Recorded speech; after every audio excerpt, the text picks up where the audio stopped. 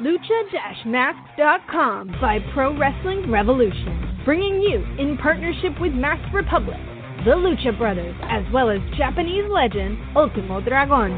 Go to Lucha-Masks.com and fight Lucha Strong with masks from your favorite Lucha legends and Pro Wrestling Revolution luchadores.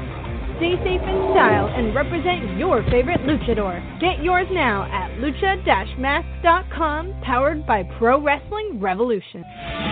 You are listening to the Lucha Central Podcast Network. And now, Lucha Central Weekly.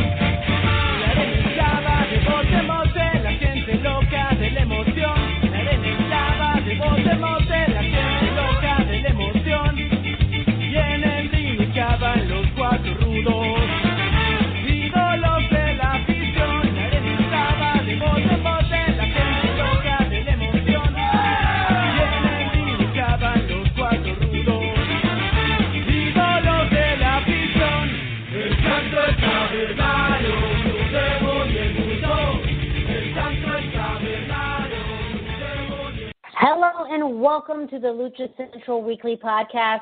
This is the podcast that lets you know all of the latest happening in the world of Lucha Libre.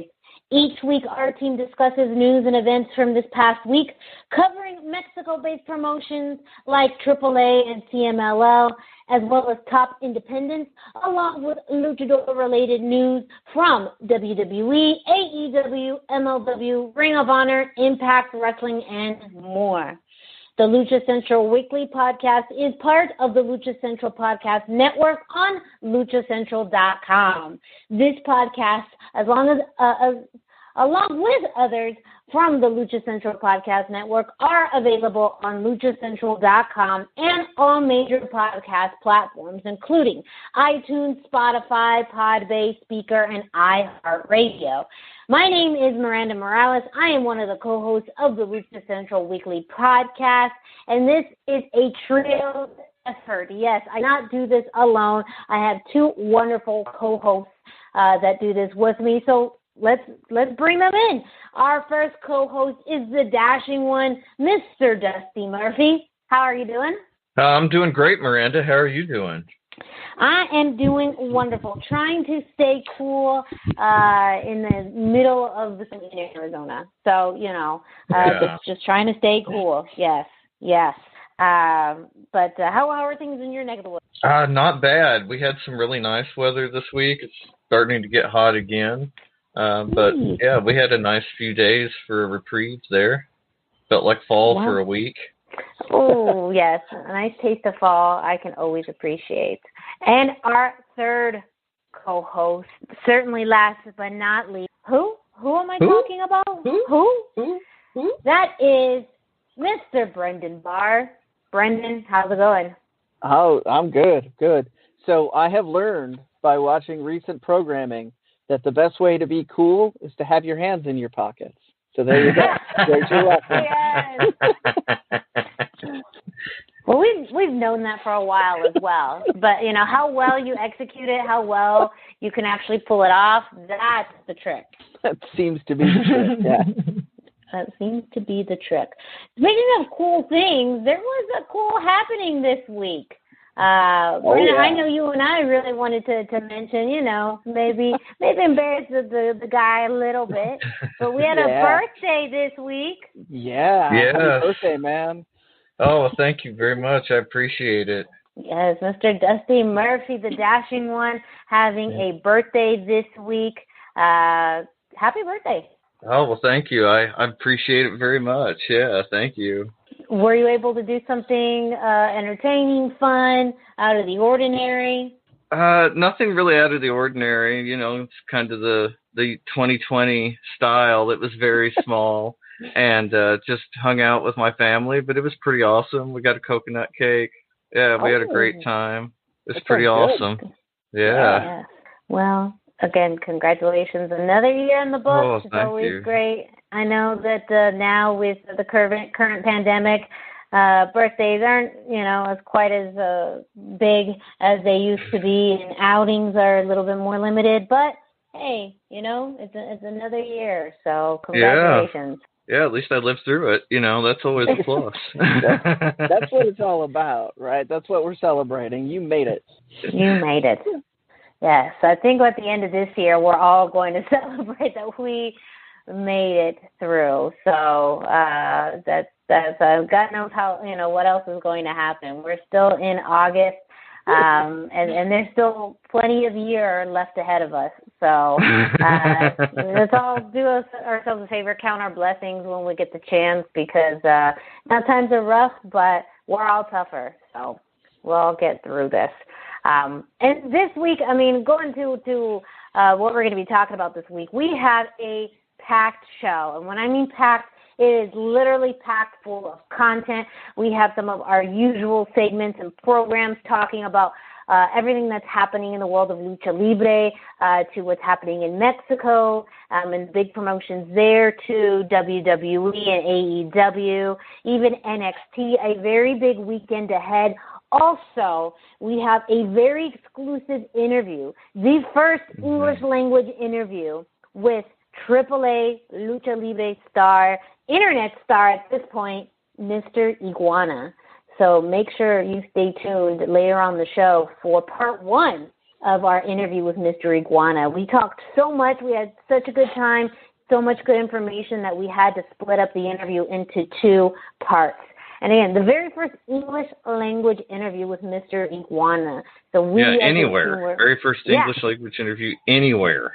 Yes. So we are very honored and appreciative of his time, and it was a lot of fun. You just got to listen to it. Trust us, you just got to listen to it.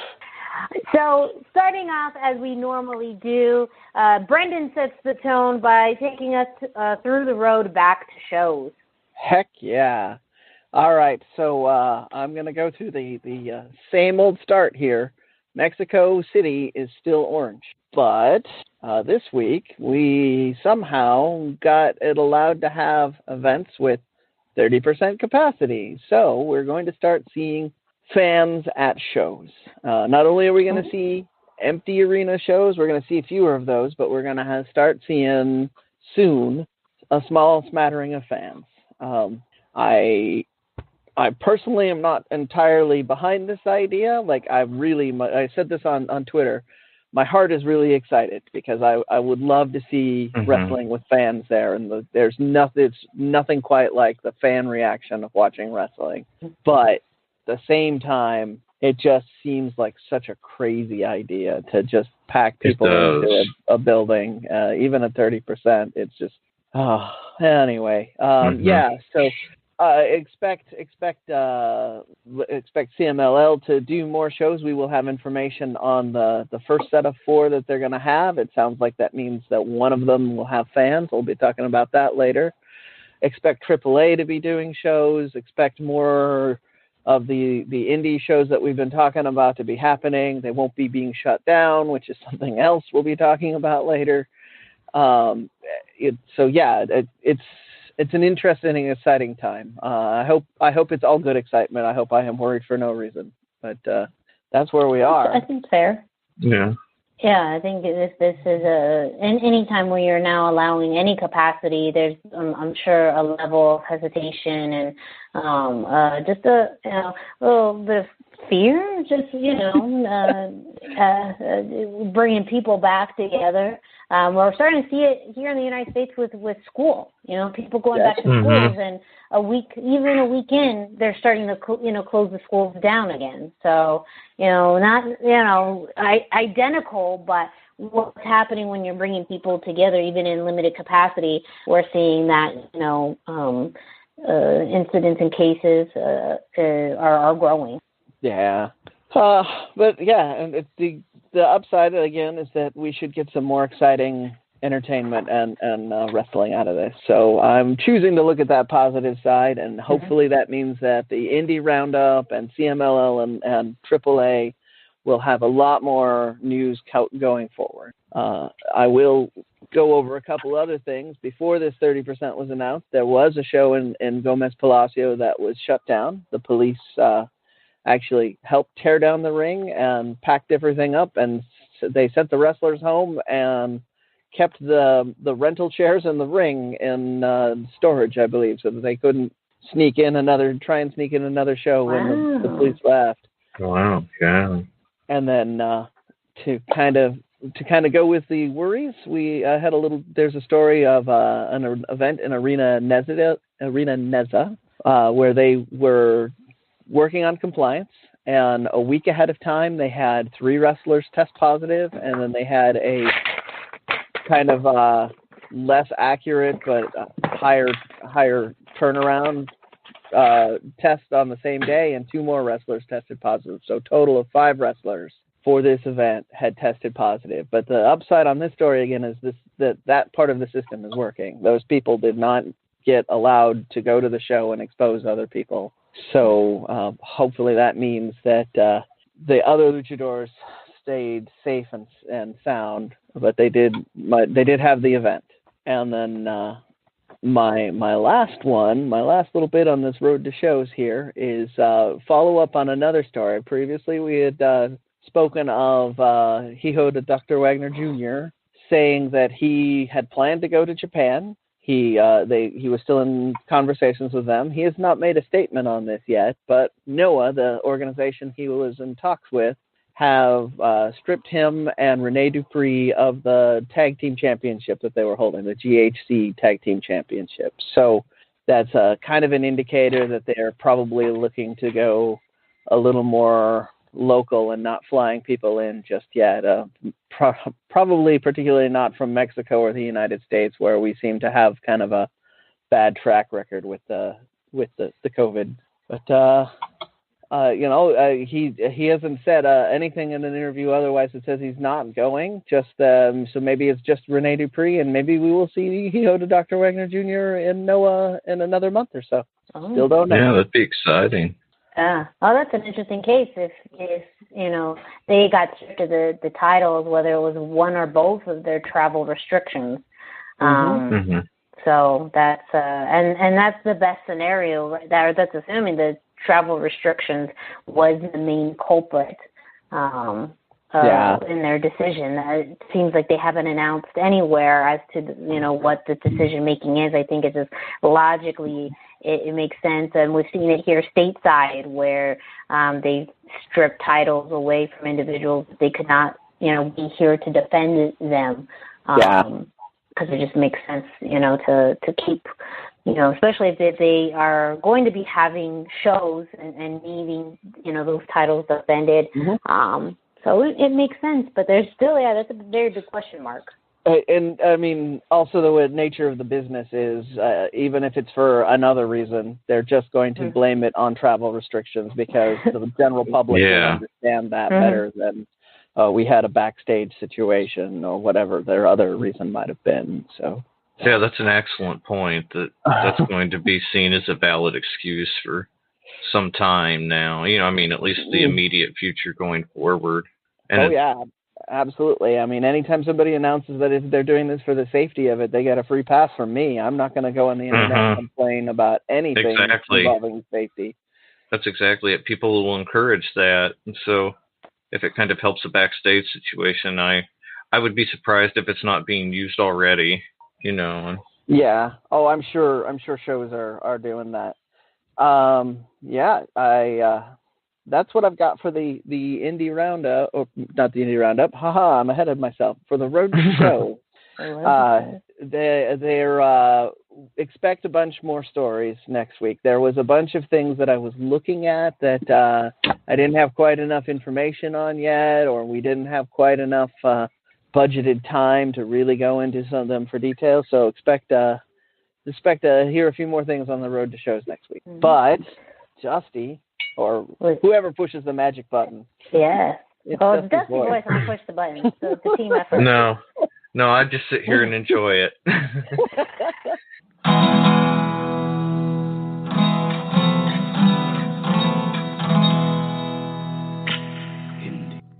All right, so this is a real short one as well. There were again a bunch of matches that I, for various reasons, didn't have a lot of time to do. So I might throw some things that into next week's indie roundup as well. But right now, as we speak, Lucha Time is holding another event, So I will definitely have some sort of information on that. This is actually wrestling and not a fitness video like last week. It's called Arriba del Norte, and I've got it kind of going in another window here, but I'm trying to be focused and not watch it. So multitasking. Then we had the Rey del Norte that I kept seeing teased. Turns out that it was a King of the Ring style Rumble match, and the winner of that was Rico Rodriguez. So Rico Rodriguez is now the Rey del Norte. I'm unaware if that means that he gets a shot at any title of his choice, because again, my Spanish not that's a thing. So now we know. After all that build-up, it looked like it was very exciting. I only saw highlights of it, but it looked like it was a very fun and exciting match. And then, speaking of things that I have seen in the past that we've talked about, Mas Lucha, the tournament that the ladies' tournament that they hosted is now up for free on the YouTube channel. So, if you didn't want to pay the couple bucks to get the service, now is the time to go over to their YouTube channel and watch it there. And there's more talk that they're going to have a subscription service on the YouTube channel instead of their streaming service. So there may be more information on that in the future. But definitely that ladies tournament is on there. I highly recommend it. All of the matches were really good. That's what I got for the Indie Roundup this week. Thank you, Brendan, for always starting us right with the road back to shows and the Indie Roundup. Make sure you stay tuned because news keeps on growing in these two areas. We constantly are hearing information. So if you are especially interested in knowing what is happening in Mexico and the road back to independent shows there, make sure you tune in with us every week. But now we're going to kick it off to Denise Salcedo with this week's Lucha Central. Hey everyone, it's Denise Salcedo here in Lucha Central with a reminder of where and when to catch all of the great network content this week. Monday, Business of the Business returns as Master Republic President Kevin Kleinrock welcomes artist Jesse Hernandez, better known to many as Urban Aztec, to the show. The two will talk about both sides of Jesse's works in the licensing game, creating original designs for prints, toys, and apparel, and working with everyone from Bay Area sports teams and Marvel to Master Republic and the WWE, merging his signature style with some of the biggest properties on the planet. On Tuesday, on Mass Mats and Mayhem, the crew takes aim at an AEW star they are throwing up on the wall of shame for what they say is stealing from a former Lucha Underground star.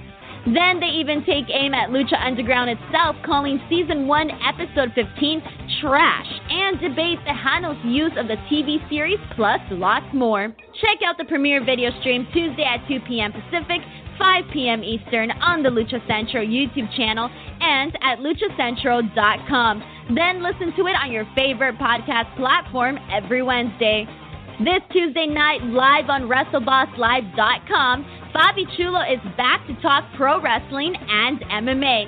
Coming off a huge victory at the Fight to Win grappling tournament, John Thomas joins the show to talk about how wrestling has helped his jiu-jitsu game, and then luchador Steve Payne will join the show to talk about his experiences in SoCal, AAA, Lucha Underground, and more. Visit WrestleBossLive.com Tuesday nights at 7 p.m. Pacific to listen live or call in with questions or download the show on podcast platforms on Wednesdays. Wednesday nights live on Facebook, it's Spanish show La Mesa de los Márgaros, giving you both the news and the chisme from around the lucha world. Special guests and a whole lot of fun make it one of the most talked about shows in Mexico. This week, things get a little extreme as Lunatics Extreme grabs a seat at the table and the crew talk Lucha Extrema in Mexico. Plus, you never know who else may stop by unannounced. Thursdays, it's straight out of the bodega with Papo Esco and PWR promoter Gabriel Ramirez.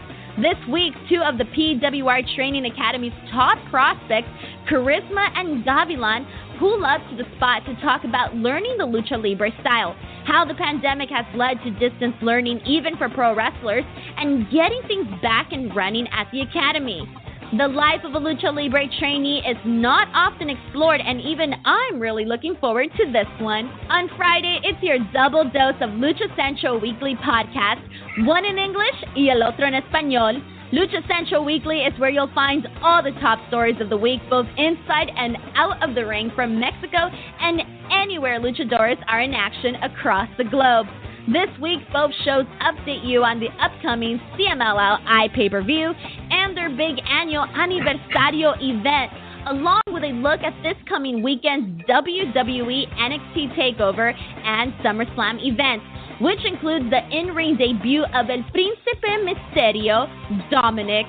Plus, on Lucha Central Weekly in English, AAA Superestrella Mr. Iguana gives his first English interview. Be sure to subscribe and follow all your favorite Lucha Central Network series on your favorite podcast platforms. And please be sure to give a rating and review to help more fans find the shows that you love. For now, this is Denise Salcedo signing off from Lucha Central Central. Have a great week, everyone. As always, a big thank you to Denise Salcedo, who lets us know what's happening on the podcast network. And she predicts the future, because she's saying all that you're hearing on this week's show. So let's get into this weekend. It's packed full of events, and we're going to be starting off with WWE, reviewing SmackDown and Raw, and talking a little bit about SummerSlam. Yeah. Well, this week with WWE largely treading water due to all the build to SummerSlam, I thought we'd give a quicker rundown and kind of set up our predictions for SummerSlam. Yeah, I like it. Yeah. This past Friday, the 14th, we had a couple of lucha moments on SmackDown. The first was Grand Metalik got a big win against Shinsuke Nakamura, but in even bigger news, we had a returning Kalisto. He's got a beard now, and his mask is different. It's kind of hybridized with all his past personas in Lucha Libre, and it's an exciting throwback for us Kalisto fans who remember when he was the original Octagon Jr. in AAA. And so that was kind of a cool moment. We also had some furthering of the Mandy Rose Sonya Deville storyline, setting up a Luchas de Apuestas hair versus hair match at SummerSlam. Yeah. And speaking of SummerSlam, WWE Raw on Monday night, August 17th, it's a ton of SummerSlam build. We have the Thunder coming. We have the Street Profits versus Zelina's faction, and saw a split win-loss with Andrade beating Ivar. Angel Garza beating Ivar, but Andrade losing to Montez Ford. And we saw a video setting up Zelina as the dastardly villain who points in Montez Ford's red Solo Cup. And Seth Rollins, Rey Mysterio, Dominic Mysterio news. We saw Rey return and announce that he's going to be in Dominic's corner at SummerSlam. And after Seth shows up, Rey and Dominic got together with some kendo sticks, and they beat Seth like he owed him money. But Murphy was able to help him make the escape, and Seth, escaped down the road to SummerSlam. And so now we got SummerSlam set up. We've got the Street Profits versus Andrade and Garza, with Andrade and Garza as odds-on favorites in Las Vegas casino sportsbook betting. But we also have Bianca Belair and Zelina Vega figured into the match. And we have the culmination of the feud between what should be the culmination of the feud between Seth Rollins and the Familia de la Mysterio, and that Apuestas match between Mandy and Sonya.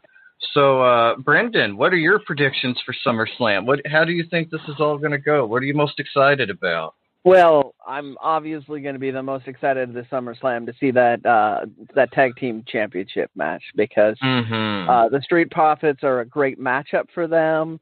Win or lose, I know we're going to get a good match out of that one. So that is the one that I know, because they're not constrained by television anymore, so they're going to let them actually wrestle a fun match. Yeah, I think it's going to be amazing. I predict it's not going to end in a clean win, and I think there's going to be a disqualification or something else, because again, we have another pay-per-view in a week. Yeah, and I think that payback. Yeah, I think that's going to play into that, because there's a lot to this story. And if anybody does win, it's going to be the Andrade and Garza are going to win, so that it sets up the payback next week. But don't think that's less likely to happen in my mind.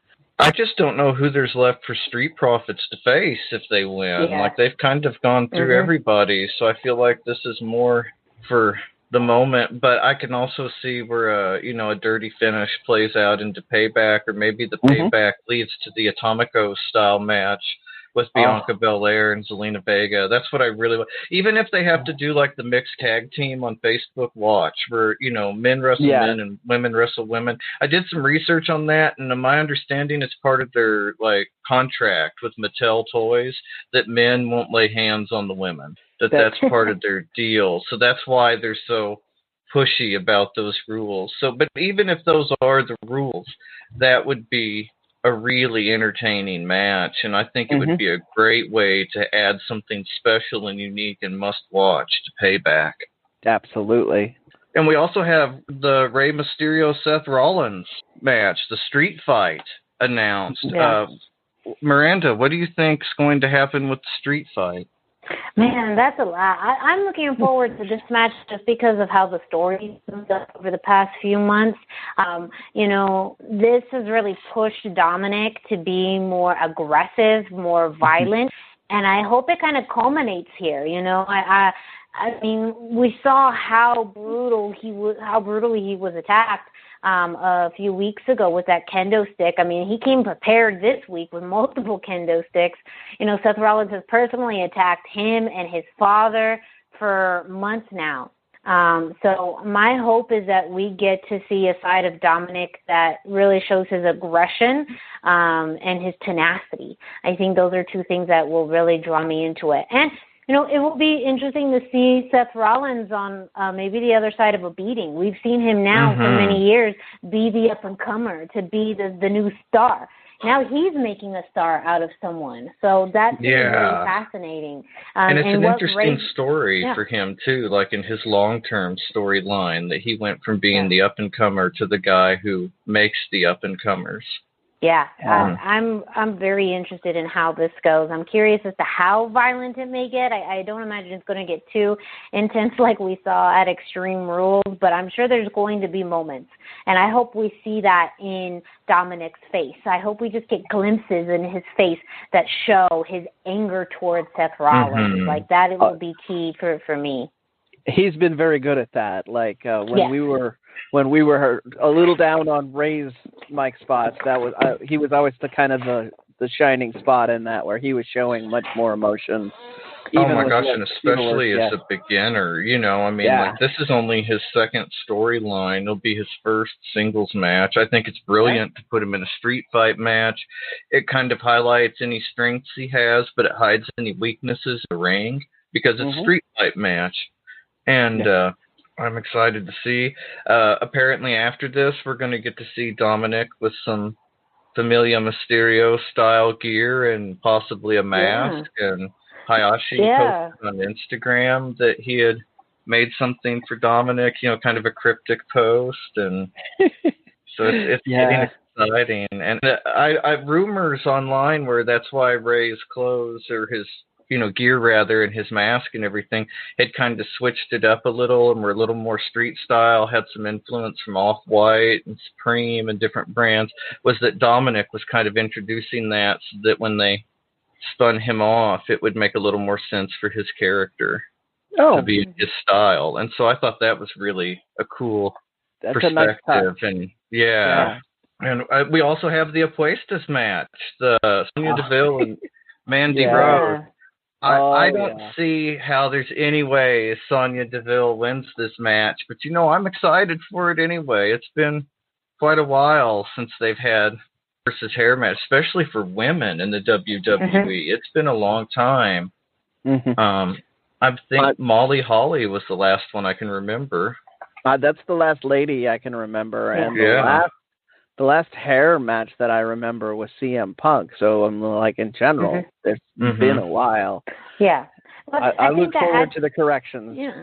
By the way. No, I think that adds, though. I mean, the fact that we don't see this often, and it's between two women that have had their own storytelling that was pretty lengthy over the past few months. I think it's a great way to add to it. And who knows if this is the final match between them as well. I predict, I agree, I don't foresee Mandy's hair being cut any shorter than it is now. Mm-hmm. But I also think how badass would Sonya Deville look with a buzz cut? Oh my gosh, it yeah. gives me I mean, G.I. put her on Jane Raw vibes Underground, shave her head, Yeah. put her on Raw Underground, and make her be like the baddest boss in the whole place. You know, like have her take out guys, everything. Like that's what I want to see. Yeah. And so yeah, I'm going to save my prediction for just a second here. One of the things I wanted to say about this is even though this is not two lucha trained wrestlers, this is a very lucha storyline. Yes. Like the men coming in and out of this match that have absolutely nothing to do with what the match we wound up with. The interpersonal feelings that are kind of all over the place, and then ending in this brutal style match. Like this is going to be this. If you are looking for authentic lucha content on the WWE, this is actually more authentic than the Lucha House Party has been. Yeah, that's surprisingly not to throw my boys under the bus. Yeah, no, I mean, I think even they would agree right now that they're just not in a very lucha storyline. And yeah, that's true. Oh, and we also have Thunderdome. How can I forget Thunderdome? If you haven't seen the video yet, it's a 360-degree video screen made out of LED screens all the way around the ring. You're going to watch on your computer or your tablet. You watch the feed live on your computer, and it puts you in the crowd on the screen as a fan. So the select few that signed up and got in will be on TV in front of 2 million people on Friday Night SmackDown. What do you guys think of the Thunderdome? Do you think it's going to... I think the possibilities are endless for it, especially during the matches. Even without fans, the visuals they could add would be incredible. Like the House of Horrors match that they tried several years ago that didn't work with fans. Fans just crapped all over it. With something like this in a closed setting, I think they could really do something interesting. So I'm excited to see what the Thunderdome brings. So one of the things that I was thinking about is some people were saying that they don't think mainstream fans are reacting well to the noise being pumped in, like AAA was doing in other promotions and other sporting events. But if you've got these fans who have a microphone on, you don't have to pump in noise. You can just have them talking, and it will sound very different, but it will be all authentic noise, and that's a fantastic possibility. Yeah.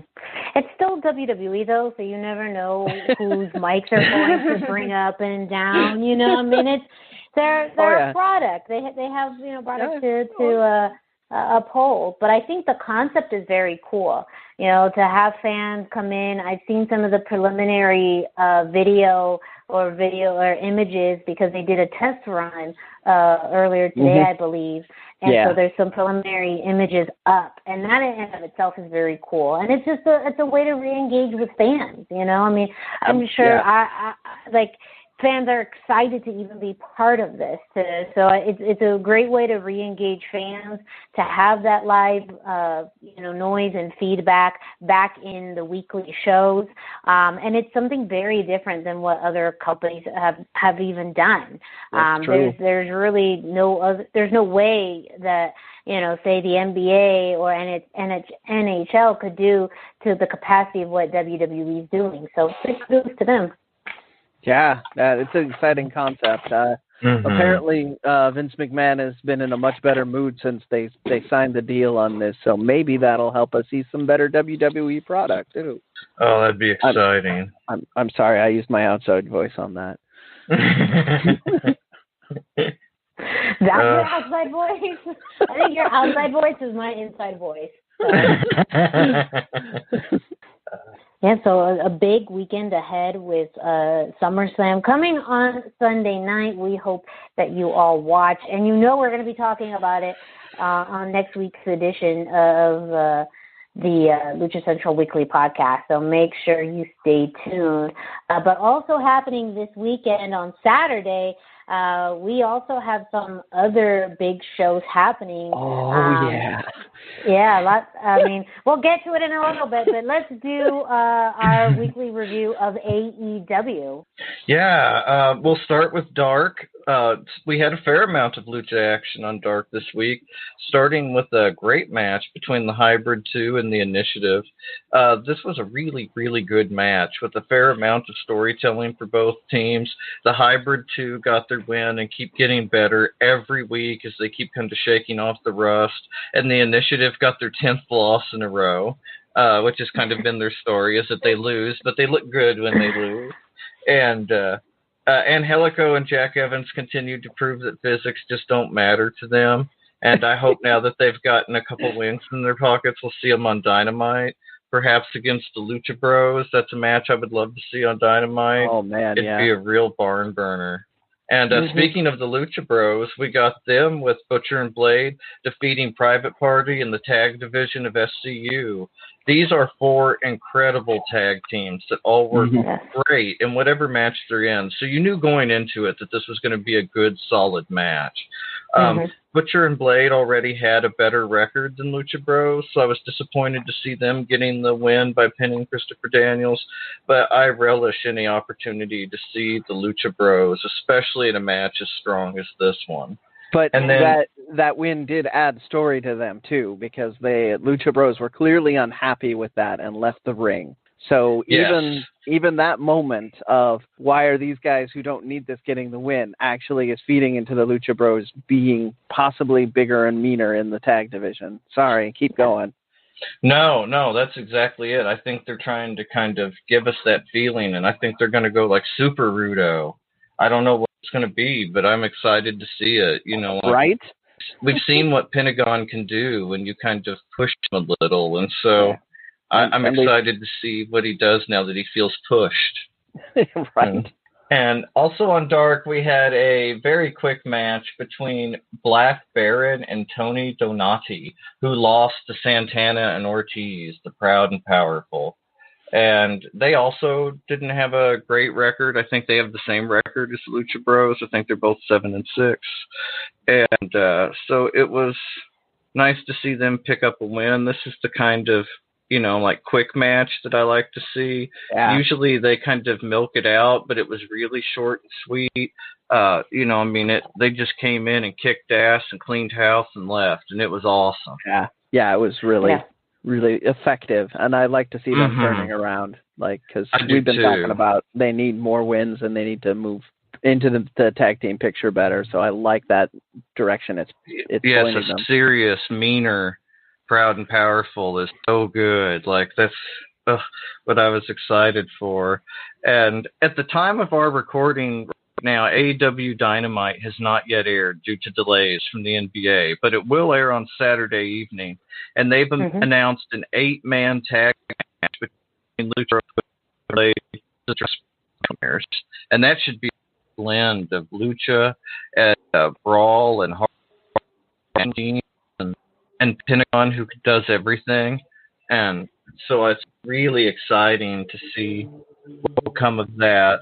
And saving my favorite bit of AEW for last this week, we had the semifinals of the AEW Deadly Draw Women's Tag Team Tournament. The second match of the night featured Ivelisse and Diamante versus Team TJ. I don't think that AEW was prepared for the popularity they would have in pairing Anna Jay and Taynara. The fan support was, and even my support was amazing and surprising. Like, even as a Lucha fan, I was like, well, I don't care who wins, when I watched the match. Either way, I was going to be happy. And even if the final isn't a great match, this match was awesome. And even though Ivelisse and Diamante won, I was still really, really good with that. Like, this is a great match. It tells a great story. We've talked about presentation before, and if they're planning to pair them more as a team, I wish they would come out in tandem with their flags. The flags have the reversed colors, and Ivelisse is very red, and Diamante is very, navy blue, black. And so I think they could make an excellent tag team with some matching gear. And I do think they should be aligned and paired up after the amazing promo at the end of Deadly Draw. We talked about how this was for their people, how they'd win by any means necessary. And I feel like now they're the baby faces in this situation.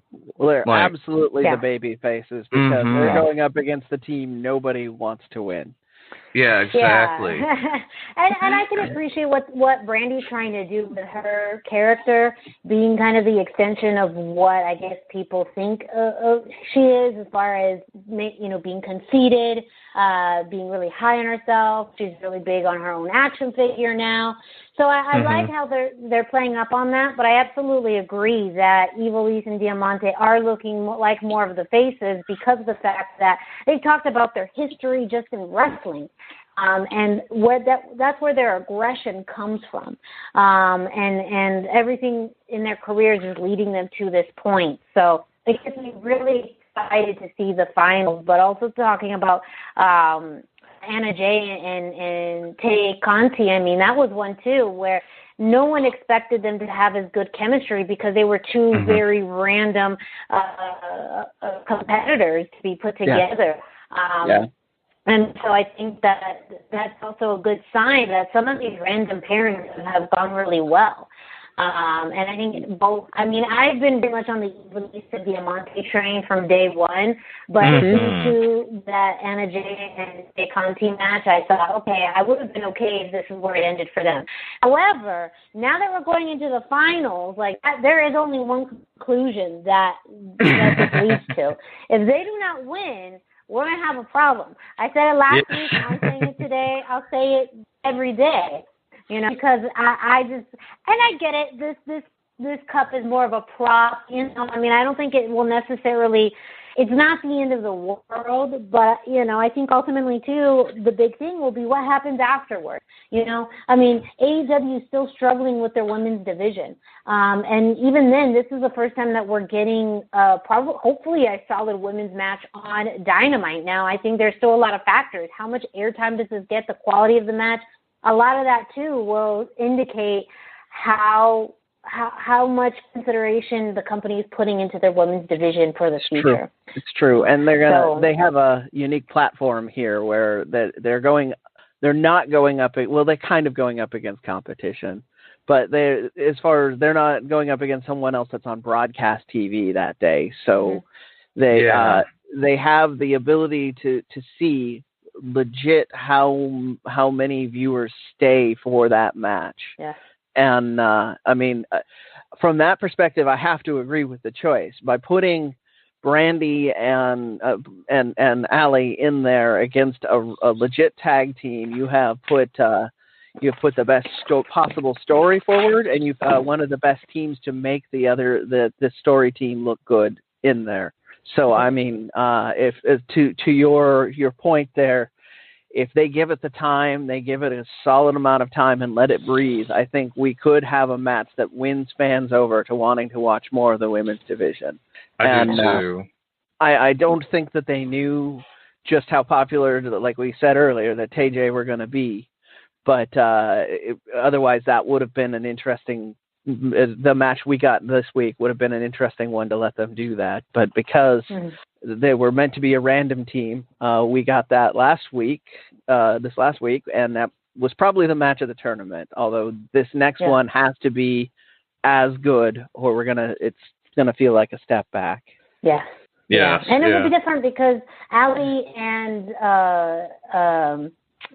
Brandy. Oh my gosh, and Brandy are more, like you said, the story, the comedy team. Their match against Big Swole and Little Swole had a very different dynamic. So it depends on what direction they want to go into. I think that if they actually put on a solid wrestling match, you can still have Brandy and Allie lose, but people still have respect for them, for the effort that they put into it. Or what we've also seen with AEW, you could go the comedy route. I think that they do, rely on that a bit. And it can be fun, but I just think that it's really important that they really have a good match, that it's not too comedic, that it's not too short. You know, it's almost like you have to find all of the right elements and tune into that. You have two very different teams as well. So you got to, you know, I think both are fine as far as, you know, playing on that, but you can't go too much, I think, in that direction, or else you're going to have fans who think that they're just, oh, here they are again, not putting that much attention to the women's division.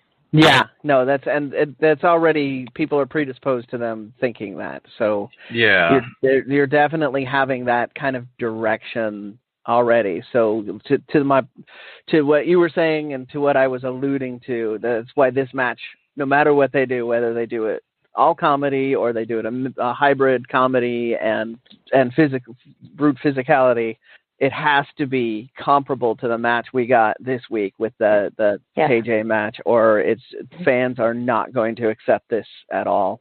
Yeah, it's got to be at least as good, if not better. It's going to be dead in the water immediately. No matter how good it is, if it's not better, it'll be dead in the water. Yeah. I did have an interesting observation that I wanted to make a mention of before we move on to anything else.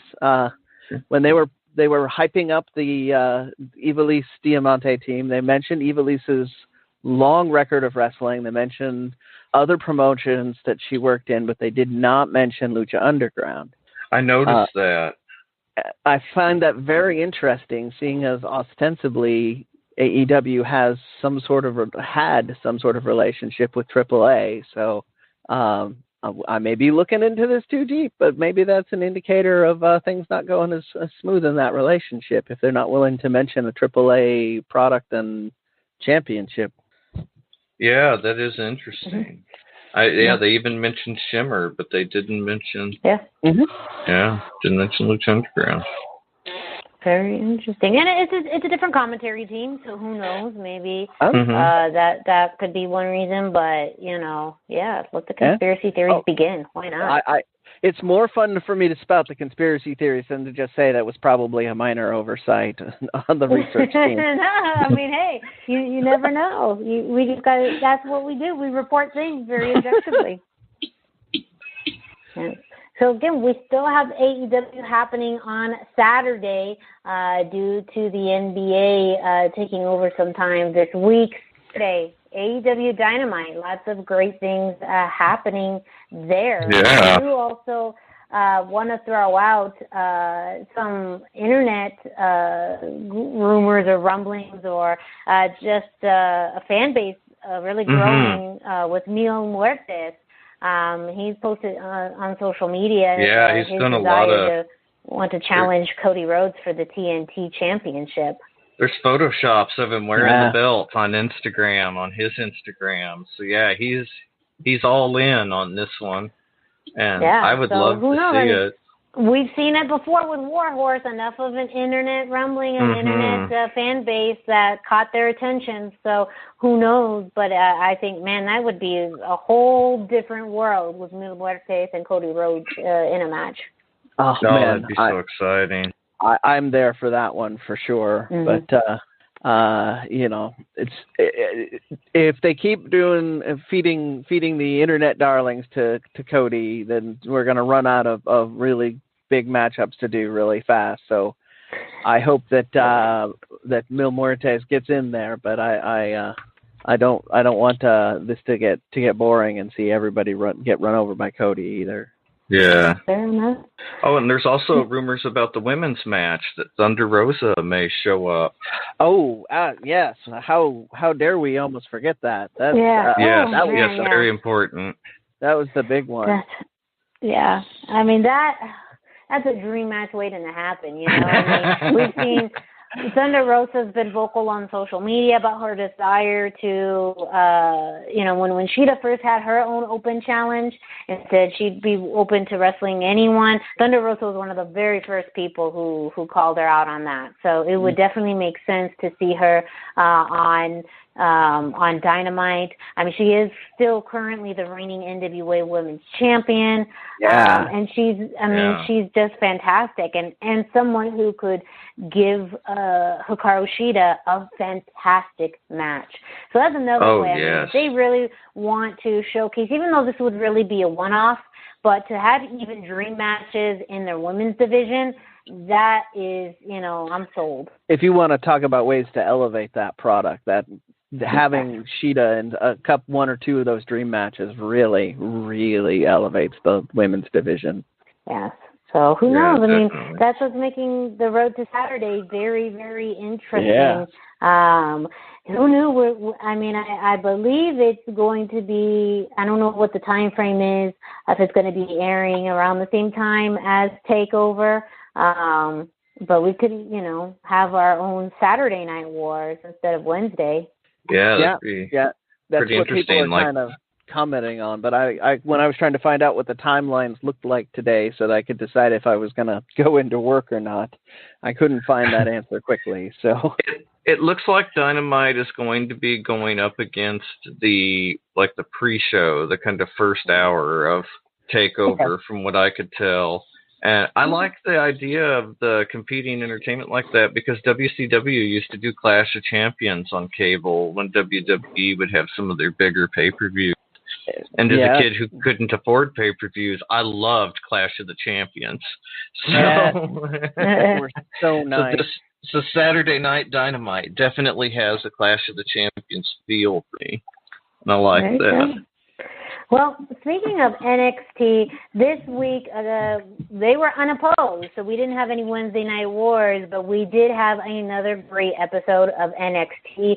This was the go-home show before Takeover 30 that's happening this Saturday. And as far as on Lucha Libre content, two pretty big, multiple actually, if you want to count a few things here and there. We had Raquel Gonzalez come back after a little bit of a hiatus, joining Dakota Kai, which that actually made a lot of sense.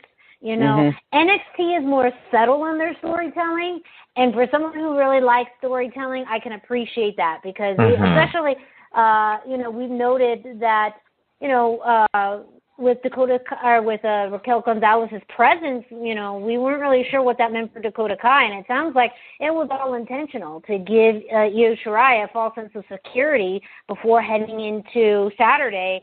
Raquel Gonzalez came back with a vengeance to be there for Dakota Kai. So I think for a lot of people who are originally counting Dakota Kai out, if Raquel Gonzalez does come out with her on Saturday, that helps even the odds.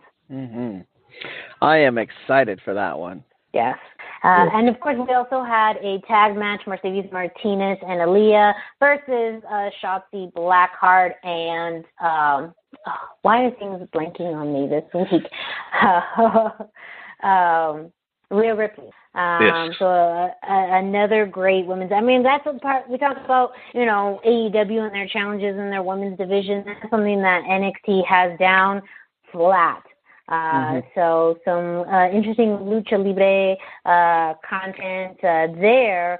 But the two big things I want to point out for this week was, first off, the Karrion Kross video package. The promo work leading to Takeover 30 against his match with Keith Lee for the NXT Championship was ridiculous. Oh, so good. So good. So good. Like, I think NXT, that formula is, I just don't really see it ever in a cinematic quality. They do a lot of great referencing of story and history, and they use a lot more in-ring footage. But this one was different. It's like a movie trailer. It was. It felt like it would have been at home with any action movie almost. Like, it was really incredible. Beautiful. It's so good. Like, it really does build up. And it was very Karrion Kross oriented.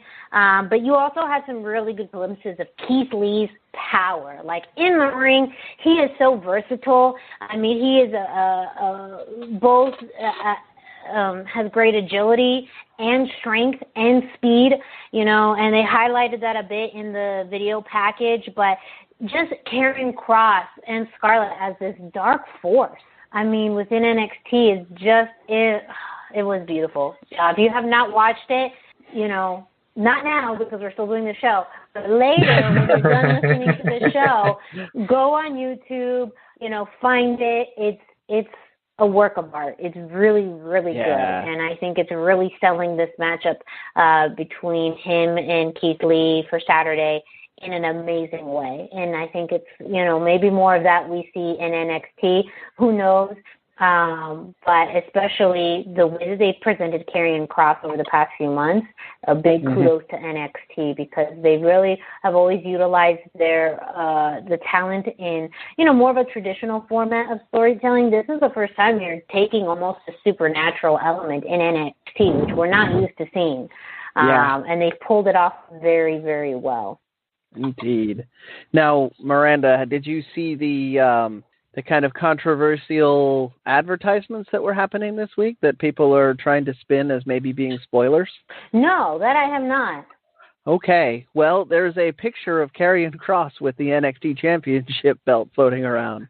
And originally it had been placed as an ad for going to WWE shop to go buy replica belts, right? So people were thinking, okay, that he's got his fake belt on. But then there was another ad that they have since pulled where they were saying this is your chance to buy your Karrion Kross merchandise, and it was the same picture. Oh. And the fact that they have pulled the picture makes me think more that it was a mistake as opposed to just kind of a funny little here he is with the NXT champion. Yeah. Yeah, that's exciting. That's what happened with Keith Lee when he won the NXT championship. Is that picture was leaked online, and the same thing. People thought, well, NXT, they sometimes record other endings. They did that more in a live setting, I guess, but that turned out to be the fact. So that could well be, what we see is that they're more intentional now with these types of things, and we could, Karrion Kross as your new NXT champion on Saturday. Well, I feel like that's what they need to do. As much as I would love to see a longer run for Keith Lee, putting Karrion Kross in as this super dominant force that just rose immediately up to the top, and having him, like you said, with this kind of almost supernatural hold on it for a little while is so good and so unique for NXT that you just are compelled to watch that. Yep. So, I mean, like, if I don't know that they've ever had a supernatural NXT. Nope. It's always been very rooted and very grounded. Like, you had Ric Flair and Dusty Rhodes as some of the original instructors, and they liked that Southern style, which is very about brawling and brutal tactics, and not the what is that, the hokey stuff, as I believe the term that they used. Yeah. I enjoyed the supernatural elements. I think it adds a fun, exciting thing. The Undertaker, like on paper, the Undertaker sounds kind of dumb, but you had somebody that could make it so cool. And Karrion Kross is so cool. And so I really think what he can do and bring to the title scene, he just looks like a monster. And absolutely. I mean, he's got the look of the guy. And so I'm excited to see him as champion. I'm excited to see what they do with this. Yeah. Especially through that NXT lens. I think the supernatural thing could be really, really cool. Also happening on this week's NXT, we did have a 3-on-3 Legado del Fantasma went up against Fandango, Tyler Breeze, and Isaiah Swerve Scott. A really fast-paced, great match with Hijo de Fantasma getting the pin over Tyler Breeze. So that, there was a bit of a mix-up. Isaiah Swerve Scott at one point looked like he had the win, but he was not the legal man. So, Legado del Fantasma capitalized on that confusion. And overall, again, another strong showing for Legado del Fantasma. They also do have their own T-shirts out on WWEshop.com. Each individual, Santos Escobar, Raul Mendoza, and Joaquin Wilde have their own individual shirts, which all are in alignment with that flow and color scheme and logo of Legado del Fantasma. Very cool. They're very, beautiful shirts. Yeah. I have a last-minute edition on this, too. Yeah. Santos Escobar is going to have a Twitter question, ask me anything for an hour before the pre-show on Saturday. Oh. So if you go on Twitter and you do the hashtag Ask Santos, he will answer many of your questions. Oh, exciting. Yeah, a great opportunity for fans to connect with the current NXT Cruiserweight champion, Santos Escobar. Yeah. And speaking of the pre-show, we did get an announcement after this week's NXT that there is going to be a triple threat tag team match to become the number one contenders for the NXT tag team championship. The winners will be facing Imperium. We have Legado del Fantasma, specifically Raul Mendoza and Joaquin Wilde versus Breezango, Tyler Breeze, and Fandango versus Oni Lorcan and Danny Burch. Ooh. So we were curious as to what Santos Escobar was going to be doing, or Legado del Fantasma would be doing for NXT TakeOver. We have some answers now with this triple threat match for the pre-show. We could see all the gold going to Legado del Fantasma. And that would not be a bad idea. Really, because when I look at everyone in this match so far who has the best odds, I mean, Raul and Joaquin, I mean, they have momentum on their side. And, I mean, that also, would be a fantastic matchup, them against Imperium. Stop it. Stop it, NXT. Just stop it. And by stop, I mean keep on going. This is good stuff. Yeah, do more of this stuff at NXT. I mean the opposite. So yes, we have some really interesting stories heading into TakeOver 30. As we talked about with the other shows, we will definitely be talking about the events from TakeOver 30 on next week's Lucha Central Weekly podcast. So make sure you stay tuned. But next we have Brendan sharing with us some important CML information that's developed over the past week regarding their iPay-per-view. So the CML has announced that they are going to have an iPay-per-view set of events. They're going to have 4 events, as we discussed last week, I believe. That's September. It's 4 weeks in a row, ending with the anniversary. They announced the pricing this week. It is going to be, for the time being, it is $5 for a single event, or you can get all 4 events for approximately $17. This is my conversion rate. And I think the anniversary show itself is actually $10 if you don't buy it in the package. Yes. You caught me right before I was going back for that. But sorry, I apologize. No worries. Nope, it's better to have it there. I love it. Yeah, so it's approximately $10 for just the anniversary. So if you want the anniversary, it's probably worth the money to get the other 3 and maybe watch some of them, maybe not. That is the trick that I needed to lead into, though. These are all video. These are all live events only. No video on demand is happening. So if you miss a Friday night show, you just missed that Friday night show. And if you paid $5 for it, they're probably not going to feel very bad for you. So choose carefully. I already bought all 4. I have no problem making sure that I say no to any work commitments on those Friday nights. But if you're out there thinking you might want to do it, be aware that there's not going to be a video on demand, and money right now is precious to a lot of people. So choose your money carefully. I do have one other CMLL story, real quick. Very prominent women's wrestler Dallas was named one of the 100 most powerful women in Central America by Forbes magazine. just kind of an interesting thing. This was the first year that they allowed doctors, entertainers, and a couple of other categories to be in the voting. And in the first year that happened, she made the list. And an interesting little twist, she didn't even know she was on the list until someone on social media congratulated her.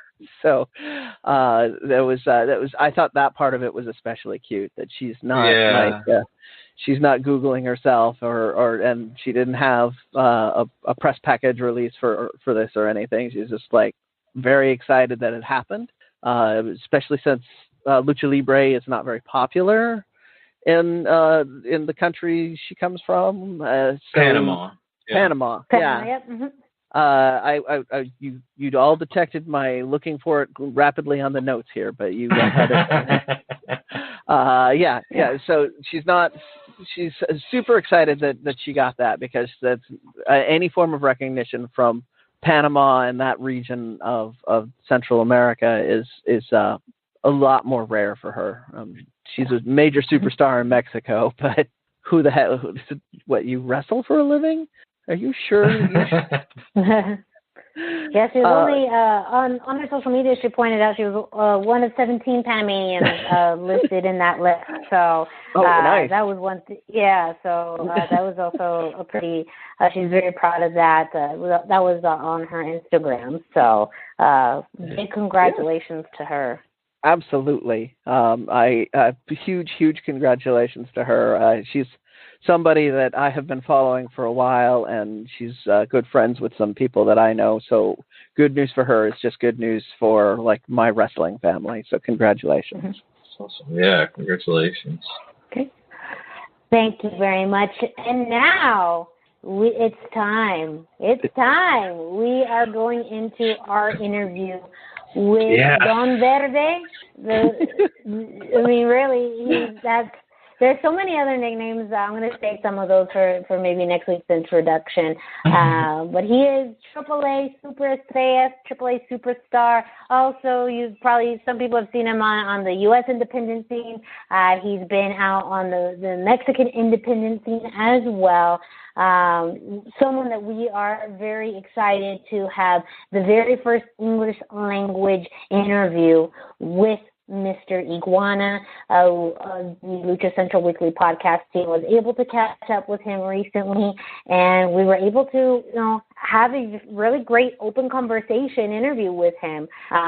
Just learning more about his history, his goals, his style and approach to Lucha Libre, as well as some of his social media content, which is very, very hilarious. And very fun to watch and observe. So go ahead and enjoy part one of our interview with Mr. Iguana. Welcome back to the Lucha Central Weekly podcast. We have a very special guest with us this week. He has wrestled for U.S. promotions such as CCW and AWS, but fans are more likely familiar with his work with one of the biggest Lucha Libre companies in Mexico, AAA. It's not easy being green, but with his unique look and style of Lucha Libre, he makes it look good. And he is more than likely, though I can't confirm it yet, he is more than likely being accompanied to this interview by his trusty lizard sidekick, La Yesca. Please welcome to the Lucha Central Weekly podcast, Mr. Iguana. Oh, hello. There, the Yesca is here with me, too, so you were right. Yay! Look, I'm not going to lie. Part of the reason we really wanted this interview was for La Yesca. We cannot see La Yesca because this is audio, but I had a feeling that La Yesca comes with you everywhere, in the ring, in your interviews, traveling, so I figured that La Yesca would be with you today. She's the one that got the contract. I chose the guy that moved her. I travel in a cage, and she travels at first class. Oh, there it is. She's actually the brains behind your deal. Of course, an Iguana puppet. It's the one that got the contract.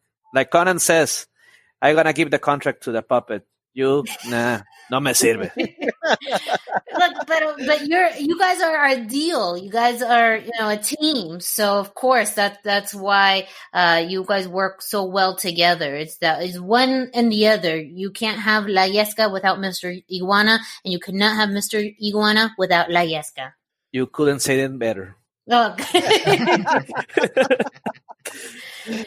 Well, welcome so much to our show. We are all very excited to talk with you this week. We are all big fans. Every time we see you on our screens, we all have smiles on our faces. We can't help but laugh and enjoy ourselves when we get to see you on television.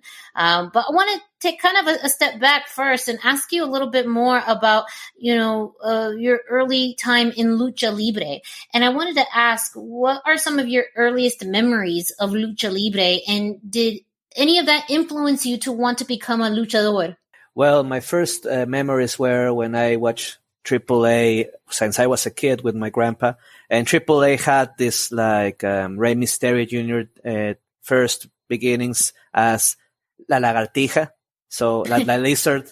So, that was the first character Rey Mysterio Jr. had before the Colibri. So, it's like a lizard. That idea came into my head. Then I watched La Parca, Psicosis, Octagon, and I started to grow. And in 2005, I had a student interchange. I live in Missouri in United States. So, 2005, Eddie Guerrero dies. And this is a very hard news because I like a lot Eddie Guerrero. So they give Rey Mysterio Jr. wins the championship, the World Heavyweight Championship in WrestleMania in 2006. That makes Rey Mysterio increasingly popular in Mexico. So Mexico, then WWE becomes popular in Mexico again because Rey Mysterio is champion. So when this trend, they open a lucha school in my city in Culiacan. You can train lucha here with the locals. So that's my first approach, and started training at 2008, and I debuted July 24, 2009. Yes, and since then, we have seen you all over the internet, promotions in the U.S. and and of course in Mexico with AAA. You signed with them earlier this year. What did it mean for you to sign with AAA after watching them as a kid? Well, it was mind blowing, watching it as a kid, and then I'm part of the biggest company in Mexico of Lucha Libre, and also to be with the most elite talent, you can say, because I wrestled 11 years in the independent with CML, Nación Lucha, The Crash, with all the promotions in Mexico, some indie promotions in the United States, and AAA, they have the most wanted talent. So being in there is wow, I'm part of the bigger thing here. And it's important for me also because my character changed.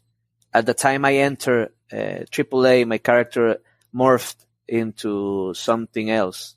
It's the same essence, but I changed, my gimmick changed a little bit more. I use more La Yesca. I became more like a comic gimmick, like Cassidy in AEW, like La Parca did. Try to do more comedy because that's the concept and the role I have in this promotion now. So it's very mind blowing for me. I'm now in AAA, and this is my role. This is my character.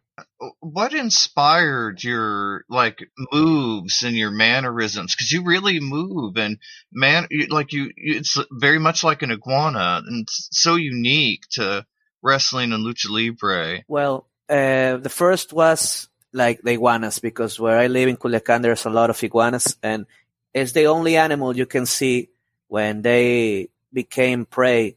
They jump, they skydive. And the way they skydive, they make a plancha pose. If you see iguanas landing, you see when luchadors take planchas, they open their arms and their legs so they can't get hurt if they fall too high. So luchadors are the same. So, cool. So I like a lot doing the same thing. Iguana is the only animal here in Mexico that looks like a luchador. If you put a mask on an iguana. So I like it a lot. And then I said, well, but I don't want a mask. What can I say? What can I do? And when I started looking, there was one wrestler that inspired me a lot in his mannerisms and in his moves. And that's the Great Muta, Keiji Muto. Yeah. Because he paints his face, but he not only paints his face, because there's people that paint his face like Sting, like Ultimate Warrior, Jeff Hardy. But the Great Muta had like these facial expressions. He didn't see too much. He didn't say too much. He didn't say words. He just had this face that changed with emotions. He looked angry. He looked mysterious. The way he do the flashing elbow, the way he does the moonsault, it's like some character, some type of animal. So when I watched this, I became very excited to do a character that can do like an iguana and be this. You can't say acting, but a way of, I don't know. I don't know what the word is in English. Yeah. No, I totally understand. That makes perfect sense. That's incredible. I love that story. And the moves, you can say it's a mixture. And I like a lot of doing grappling because I do grappling. I do jiu-jitsu, so I like a lot of grappling. But when they have to be a high flyer, Dragon Kid, it's one of my biggest inspiration in moves. So all the Dragon Arana, the Crucifix Driver, and all the things that Dragon Kid does, I do them, but with another, with my touch, because it's very difficult. Yes, yeah, I love it. You mentioned that you are taking on more of the comedy aspect role, and we were just talking about how you have the mannerisms. I was kind of curious if there's if there was any inspiration in that and how you kind of evolved into more of a comedy character, or just you were told one day you had to do it and you just kind of did it. No, I think this is the original part from me because, I watch a lot of comedy in wrestling. Mm-hmm. One time when I wrestled CCW like 2 years ago, one day before we perform in a promotion called New Fight Pro in Philly, and they had like kaiju monsters fighting. They have Jordan Oliver fighting Shark Saber Jr. and it's an inflatable shark, and the shark was over always. So, and then the main event was Rat Riddle against Bill Avery or something like that, a guy that's thinner than me, and Matt Riddle kicked the shit out of him, and then the guy became super powerful and did a chokeslam on Matt Riddle. So when this show was nuts, and I started to understand the style of American wrestling, or the style of gimmicks, the comedy wrestling, is not always it's not always they can't get you bored. And in Mexico there's comedy, but you can't be all comedy because people in Mexico are like more bloodhounds. No, they like blood. They love high flying dives. Yeah. So when I started comedy here, it's my essence because I'm trying to do comedy all my career. I've been like a comedy wrestler because I always lose. I always they kick the shit out of me because I'm very small or thin, and I always make faces. So it's like a cartoonish way of seeing lucha for me. I like Lucha Libre, and it's all comic, all nothing serious. At the moment I want to wrestle serious, it will be like a championship or something like that, or one-on-one. Mm-hmm. But doing comedy is what makes me original because you're giving the people different things. You're giving the people, you're not giving them Canadian Destroyers, you're not giving them Poison Recuranas or giving them Topes, and no, you're giving them something different. And people laugh because they don't know what they're going to see. Yeah. For example, the Yesca. When I came out with Yesca, I started to throw it to people. And people, there's no a script, or there's not something written that says, hey, you get to get back the Iguana puppet to the ring. You have to throw it back. No, sir. People throw it back naturally. I didn't tell them, hey, throw back that. No, they naturally throw the iguana to the ring. So the rudos grab the puppet and throw it to the people. And then next time the iguana gets back at 3 seconds later. So people start laughing. No, it's people. So this is the magic of lucha. This is the magic of the character, that the magic of being connected with people instead of doing the same thing because you're working for them or you're not working for you.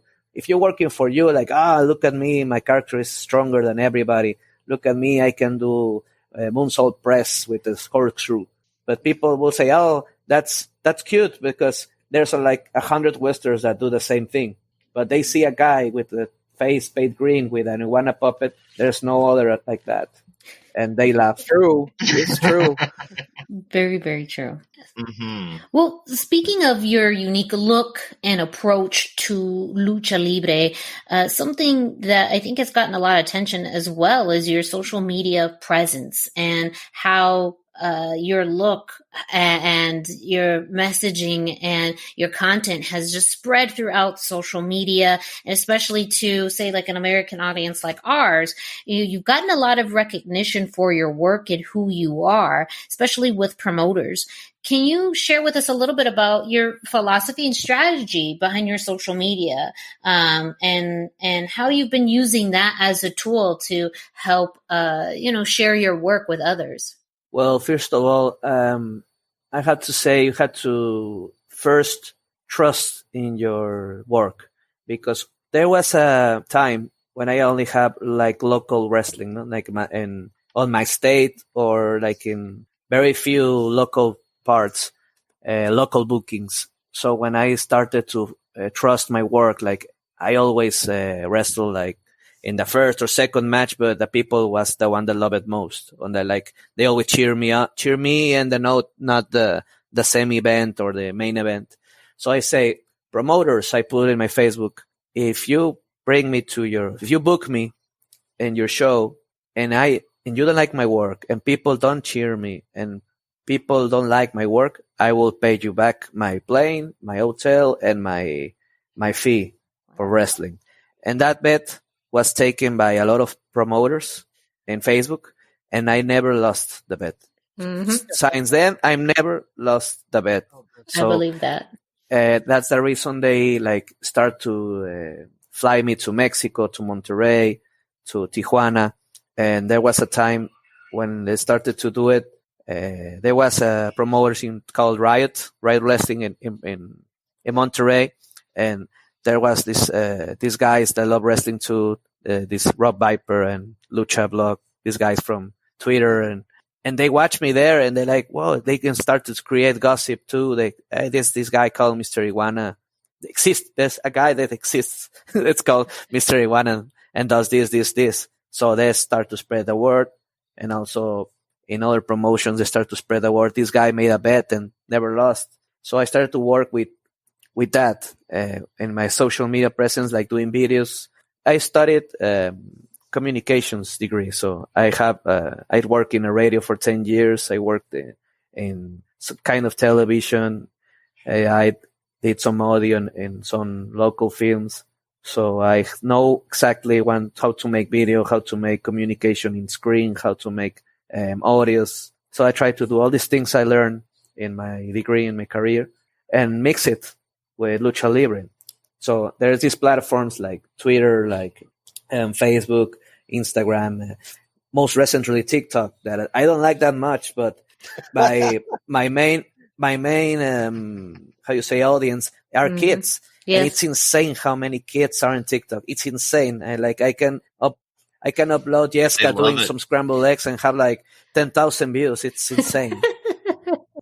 And if I do a video of personal defense, I did like last week a personal defense video with a woman, and I uploaded in YouTube and Instagram and that stuff, and they have not that many views. And like, whoa, this world is crazy. You had to be innovating for different audiences, like for kids to learn or to laugh, for the older people, the older fans that I have. For example, I have a podcast in Spotify that it's in Spanish called Recién Horneado, just baked in English. And from music and other adult things, another 420 related things, and in Instagram and other stuff, I try to be more like my person. So my advice to wrestlers most of the time is being original and focus your work, because all the wrestlers are like in all their platforms, the same message, the same photo, the same. So people that follow you in that is like the same thing. But if you do different audiences, different things, different videos for different targets, you will get different reactions and you will get the word spread. For example, there was this entrance that got viral. Oh, yeah. That I got viral. I know the one. So that show was called 420. And there was like all the wrestlers were like messing around. When we wrestle in Riot, we are like very happy. It's a lot of indie talent in Mexico and United States. So there is Latigo for AAA and says, hey, you should come out with this song that it's a trend. Like, I will do it if all the locker room comes with me. And we did it, but we didn't expect that be so viral. I didn't expect to be around the world dancing like that. So, and it was unexpected, but that kind of things only happen in there because there was other promotions that started to say, hey, do the same entrance. And like, no, man, I can't do the same entrance here because people is different in that place. And for example, if I do this entrance in, I don't know, PWG or CCW, AWS, any United States promotion, it will work. But if I do it in Mexico in a small arena when in San Juan Pantitlan, people are like, que mamá. They're like starting cursing. They're like, that's not serious. You clown. Or you're doing, they're denigrating Lucha Libre. And so there you have to do things for certain audiences. Not in every part they're going to take it. You know, it's like I'm going to do comic things in an extreme show, you know. I'm not being, I won't be hitting you with my Yesca in a Zona 23 show, you know.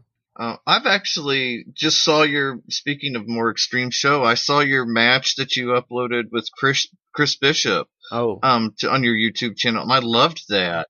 Will we be getting to see you do any future work with Well, CZW? I would like. I have a very good relationship with DJ Hyde and Michael Langat. My friends are there. Whenever I'm there, or whenever AAA has shows near, I don't know, maybe the Expolution that's close to Philly that time, I was able to. Yeah.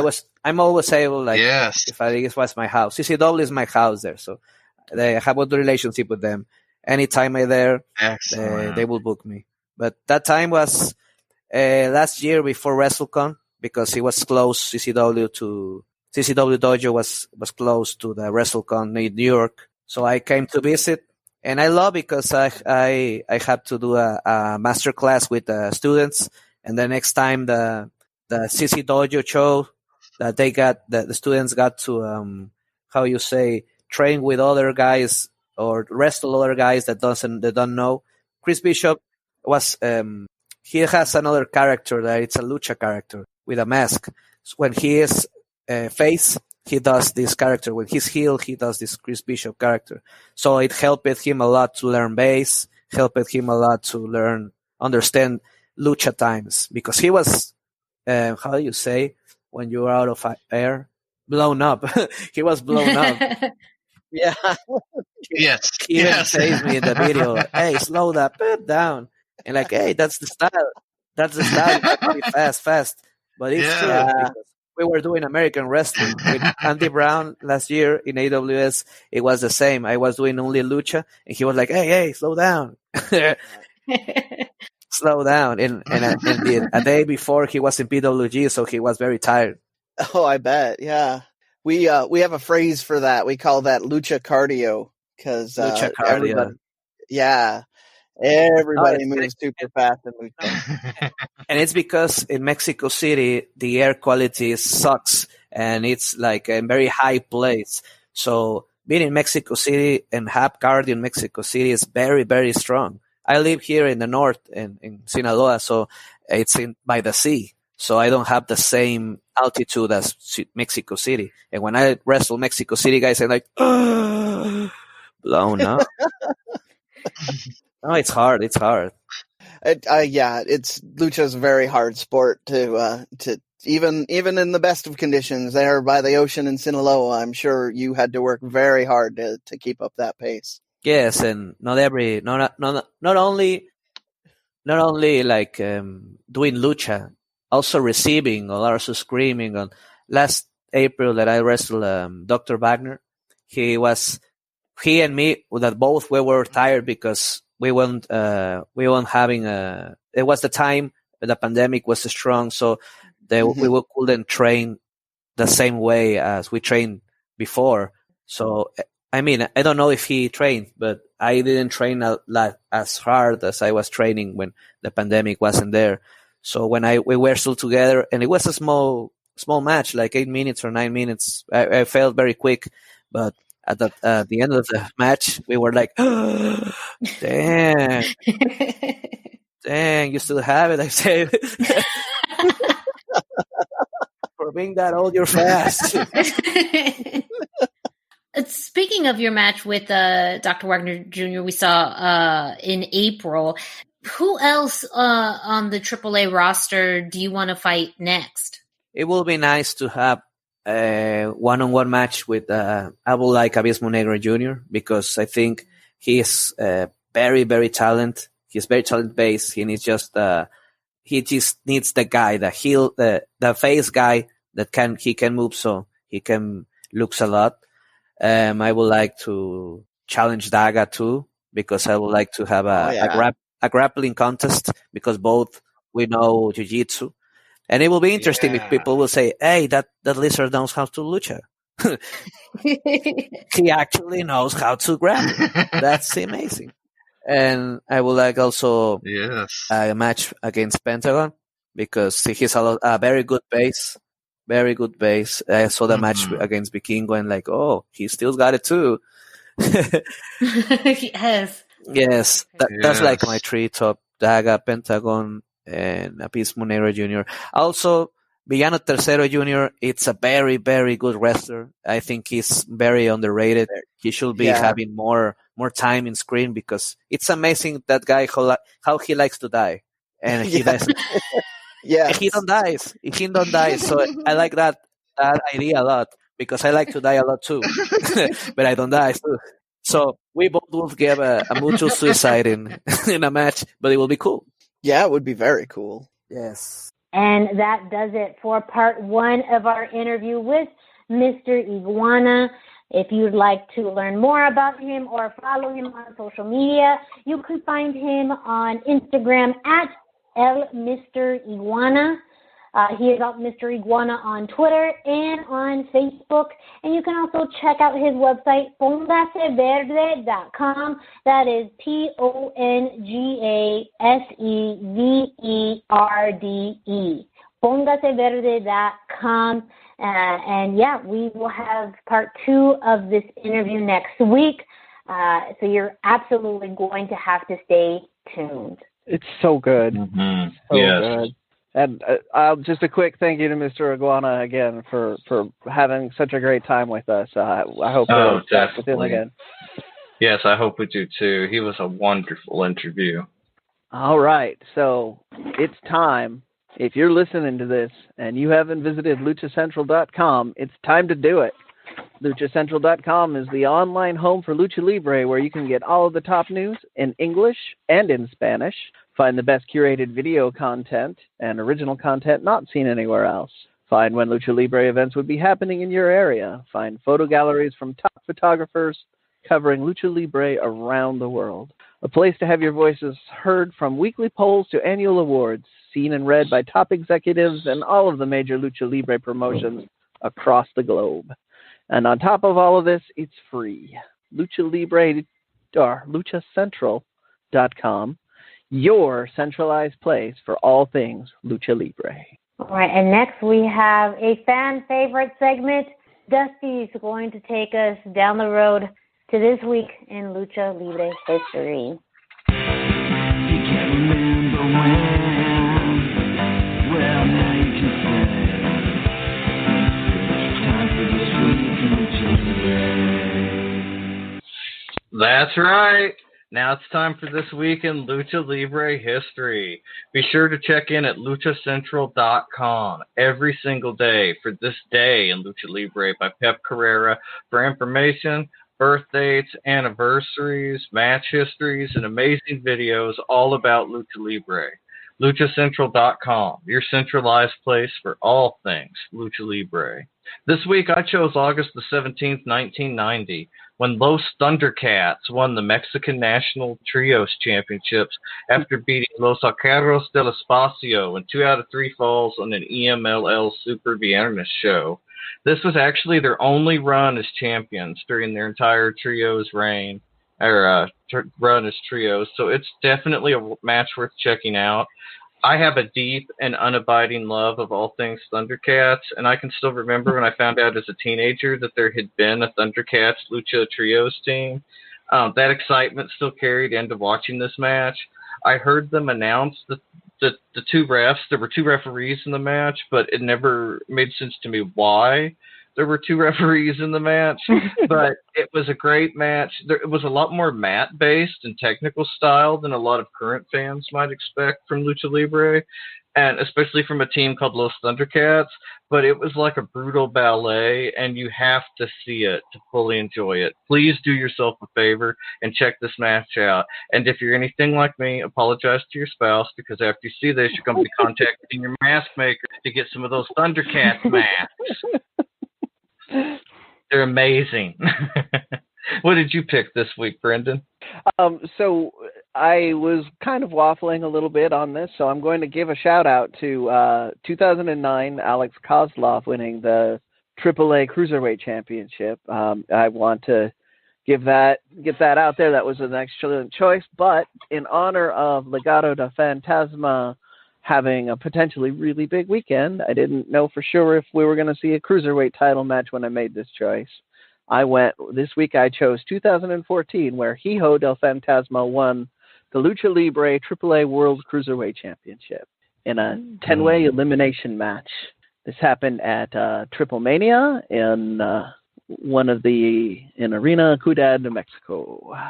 Also in the match were Daga, Phoenix, Angelico, Australian Suicide, Bengala, Drago, Jack Evans, Joe Leader, and Pentagon Jr. So you can imagine. Yeah. And this was an elimination style match, so it wasn't one of those WWE style things where you have all these great guys in the ring and then the one jobber guy falls down and trips over his own shoelaces and the match is over. So absolutely. So that's just a little bit of good luck for the Legado de Fantasma this weekend, I think. Yeah. Fantastic match. What did you have, Miranda? I also picked August 17th, but I went a little bit more recent to 2014, where Taya Valkyrie won the AAA Reina de las Reinas Championship, beating Fabi Apache at Triple Mania 22. And of course, being a big Taya Valkyrie fan, I had to pick this, but also because this was the beginning of her 945-day reign with the Reina de Reinas Championship. Oh, yeah. So the longest reign in the title's history. This really established her career in Mexico, but also in the United States. Having that type of length of a title reign, we saw something not as long, but she's also the longest Impact Knockouts champion as well. And I think that at one point she was truly a big powerhouse, still is, but having that 945-day reign with that title is, something that I don't think we'll see again in our lifetime. So it was a very fun match against Fabi. Sexy Star accompanied her to the ring. We had a Rudo referee. So those were all elements that played into her win. Very interesting aspect that I noted during this match was she got busted up a little bit in her nose and started to bleed. And once that happened, the crowd's tone changed completely. And they're still very much in support of Fabi, but I think the crowd started to get behind her a little bit once they noticed her bleeding, because they realized how much she was putting into this match. So incredibly entertaining match, and this was a really big point in the Reina de Reinas championship history. So that is a thing that Mr. Iguana talks about, that some Mexican crowds really respect that level of commitment when you're bleeding. So I can absolutely feel that. So you said there was a heel ref in there. Was it Hijo de Torontes? I believe so. Yeah, I think it was. He played into a little bit of Taya's storyline that summer. He played into a lot of the lady storyline around that time. Yeah. Just very curious. His father is the original Rudo referee, so I followed his career a little bit, and I'm always interested to see more matches where he's participating. Yeah, this was a fun one. You see him do slow counts. At one point, when Taya's nose was bleeding, he was ready to do a 3 count, and then stopped and said, no, I can't do it. You see her nose is bleeding. So Sexy Star comes in with a towel to, help dry her nose. And even the commentary, the Rudo commentary was like, hey, he had to stop it. Taya's nose is bleeding. And so everyone played along with it. That was really fun dynamic in there. But also it's so weird, and I guess from American audience perspective, that you have a very blatant, heel referee as part of that match. And so it really did play into Fabi, like, really having an uphill battle through that entire match. Yeah, it adds a nice level to the story, and it's very unique. When I asked someone about it, and I can't remember how they said it, there's a particular phrase that loosely translates to, it's part of the show. So when the referee is acting extra Rudo like that, they just get more into it because the story is kind of getting raised up, and I love it. I love discussing the extra little bits of Lucha Libre culture on this show. So there you are, fans. The Rudo referees are a thing, and they're fantastic. We also have a special story to add to this week in Lucha Libre, because there was some late breaking news that came out, I believe was it earlier today, regarding a passing of someone very well known in the world of Lucha Libre.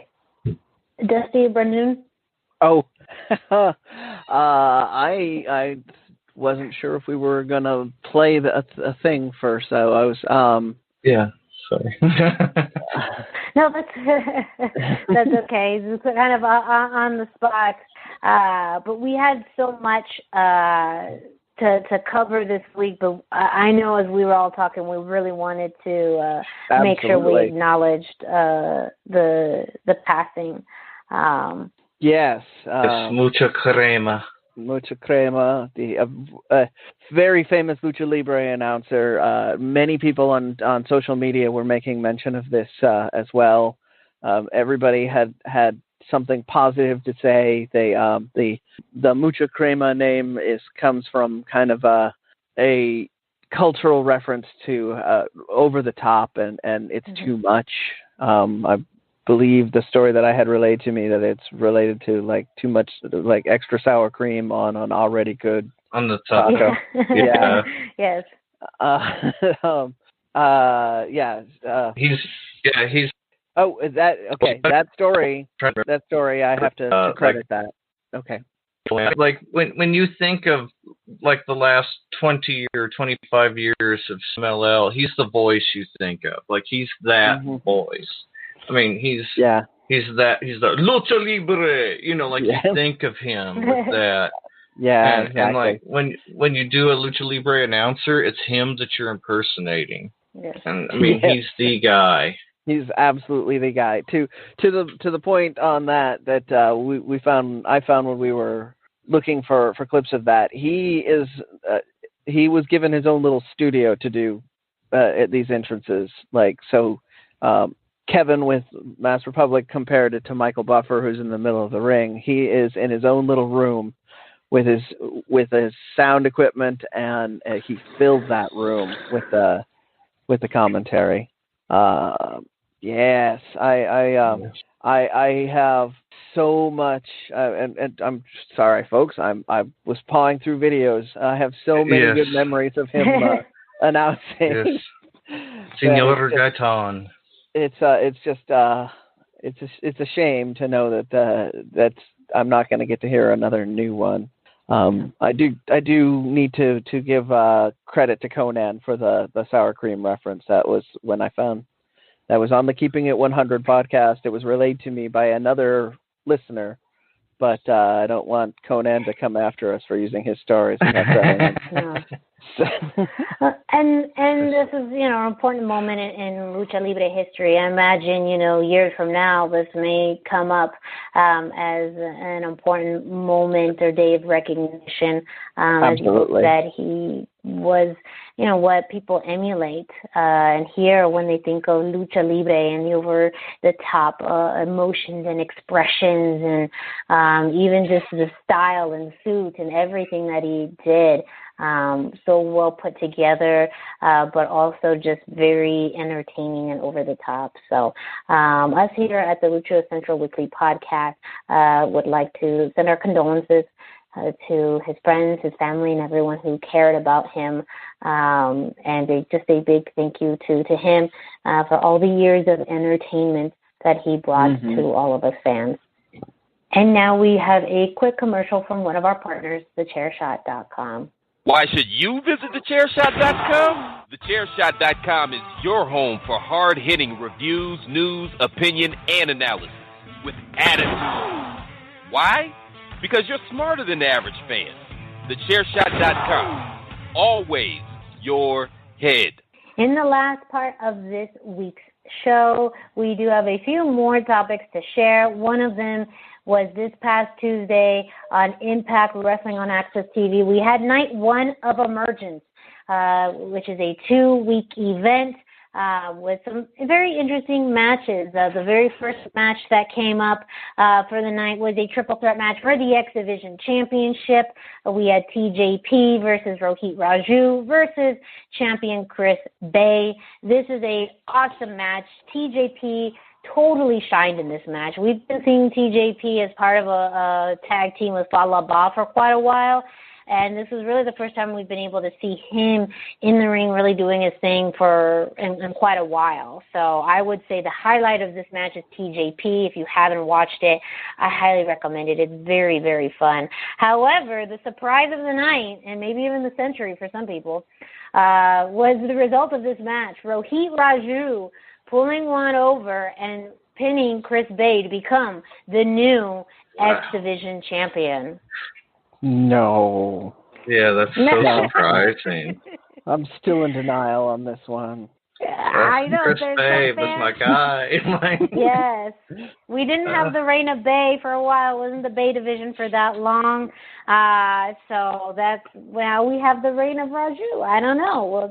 We'll see what happens. But yes, a very big surprise on Virgin. We also had a very fun match between Taya Valkyrie and Kylie Ray as part of Wrestle House. This was set up the week prior, and Rosemary served as referee.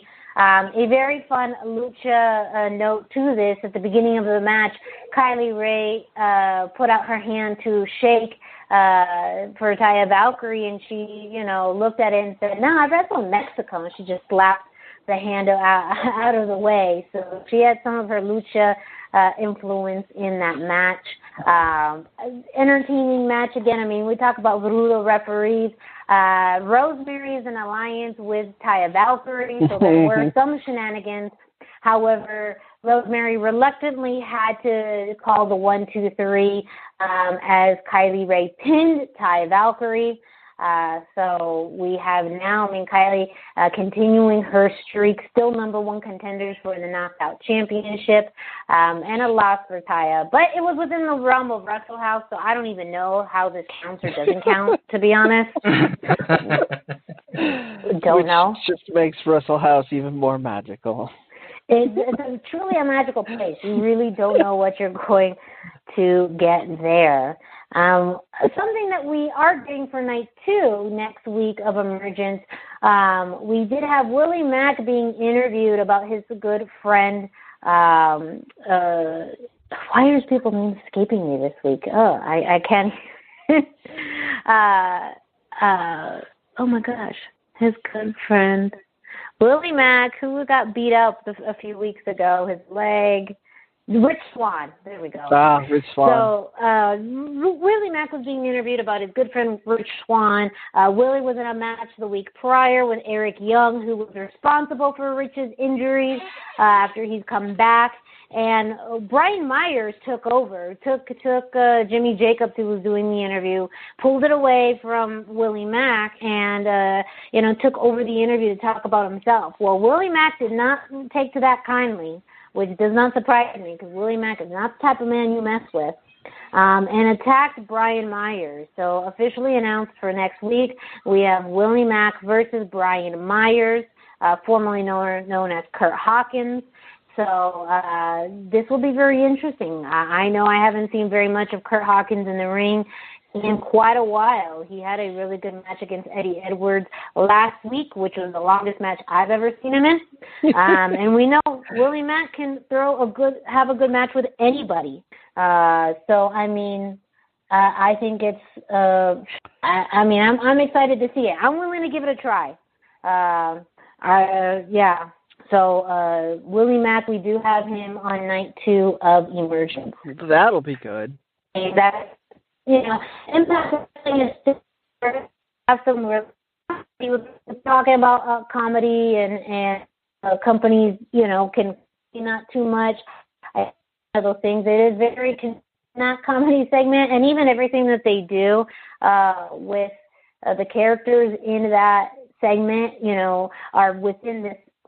Reality show, but I think it's entertaining. I'm also that kind of fan. I don't mind, just not too overwhelming. I don't know if you've had the chance to see or catch some glimpse on that TJP Chris Bay Rohit Raju match, Brendan. I did not get much of a chance to watch that. I've seen a couple highlights. I've seen a lot of Chris Bay on social media, posting pictures of him, generally speaking, his very expressive face at the moment where he lost. But it looked like it was a great match. And it's on my short list of things. There's just so much content that happened this week that I haven't caught up with everything. It really was. But I think, again, TJP was the highlight of that match. He is someone where, he's been in and out of the X Division championship picture for quite some time, and this could be his chance of really getting back in. I don't know how much of a quote-unquote fighting champion Rohit Raju is going to be, because he was pretty sneaky getting into this match, and I imagine he's going to continue to use those tactics to stay champion. So, who knows?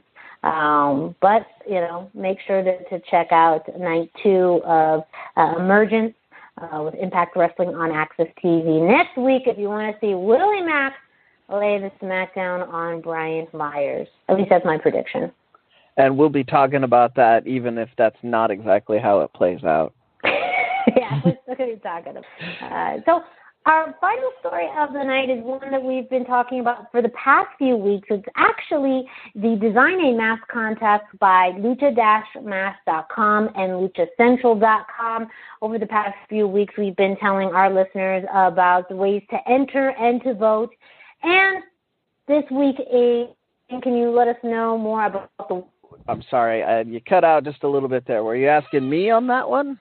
Yes, and it's probably, I'm having some weather-related issues. No worries. So that could probably be why I cut out. But yeah, I was asking if you don't mind sharing with the fans a little bit about the winner of the contest. It was the one I voted for. It was based on a kind of a more Aztec lines and a maze sort of a theme. It was called Labyrinthino by Guillermo Palacios from Dallas, Texas. It was according to the Lucha Central site, it was a hands down winner with a number of votes. There were all 5 entries were great entries, but they really were. I voted for this one. I liked I did too. The more Aztec styling to it. That's always something that I feel is more interesting in a Lucha Libre mask that have that, like a Guerrero Maya mask with that sort of patterning to it. Is something that I very much like. So I voted for the one that I want to wear, and that's I don't know, that's the best way to put it. Right. Well, I'm going to be spending my $15 to $30 on this mask. So yeah. Yeah, exactly. Mm-hmm. All of the final 5, you can look at their designs on luchacentral.com. All of them are very different. I did like the Ani mask by Juan Ortiz. That was a little bit more into the kind of the Japanese style, and then, of course, kind of that killer clown look. Affliction from SoCal Uncensored. That was a very cool one as well. Those are kind of my 2 picks. But all of them were very cool, very different as well, which I think made it very hard to choose. Because they were all very so much different. Variety. Yeah. So stay tuned. You can go to lucha-mask.com, of course, to get your exclusive mask, especially if you're out there, wanting to keep yourself safe, but also look stylish while you're out there. Lucha-mask.com. They will be posting when this mask will be available for people to buy. And so make sure you check out lucha-masks.com. In the meantime, lucha-masks.com has a Legends of Lucha Libre 4-pack that you can get as well. So if you were on the fence and couldn't really decide between 2 of them, this is probably the deal for you, because you can get 4 at a greatly reduced price, and it's all you really do. 4 amazing ones. Yeah. You get the Conan, you get the Masquerita Dorada, you get Taurus, and the Venom Rey Fenix. Yeah. So if you can't wait like me and you need to get more masks in your life right away, this is the way to do it. Yeah. Remember, that is lucha-masks.com. And we made it to the end of another edition of the Lucha Central Weekly podcast. Thank you all so much for listening. Don't forget to follow Lucha Central on social media. You can follow us on Facebook and Instagram at Lucha Central, and on Twitter at luchacentral.com. Of course, there's the YouTube page where you can find lots of great videos and interviews available. You can catch some very cool interviews that Denise Salcedo does. Of course, matches of the week, and then some of the matches that we talk about for this week in Lucha Libre history are posted on the YouTube channel. So make sure you check out Lucha Central on all forms of social media and on YouTube. Of course, we got to plug in our own social media. So, Dusty, can you let our listeners know where they can find you? Yes, I'm on Instagram at Dusty Murphy, and I'm at Facebook.com/Dusty Murphy. And I want to give a special shout out to Emmett Brown, who friended me this week on Instagram. He said, no offense, but he was a ladies' man, and had I seen Miranda, she had to be the first friend. And I agreed with him. I was like, no, I get it. Mucho respetos. Like. But I told him I'd give him the shout out. He was a little hurt when I said, Emmett had friended me on Instagram. Dusty was a little hurt. So, that's okay. We all have different friends on social media. But yes, make sure to find all of us on social media, including who? Brendan Barr. That's right. I am 321 T-shirt guy. I am on Instagram, sorta. I mean, I'm really kind of just receiving pictures from Miranda at this point. And then I am also 321 T-shirt guy on Twitter, where I spend a large, disproportionate amount of my online time. So that's definitely a great place to find me. And myself, Miranda Morales. You can find me on Instagram and Facebook at the #Miranda, hashtag spelled out. Feel free to leave us comments. Let us know what you think of the show. We are still inviting recommendations and suggestions for our trio's names. I know Emmett believes he has the market cornered, but you know, this is still democracy. We still got to filter in a few more suggestions, and we would love to hear your suggestions on trios names. And again, let us know what you think of the show.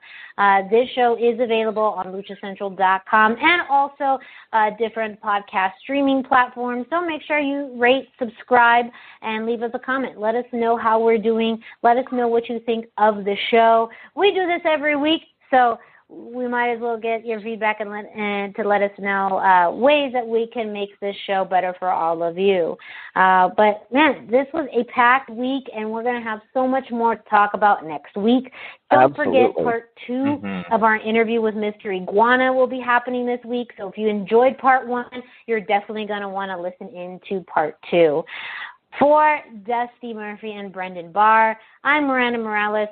Thank you so much for listening. We will be back next week.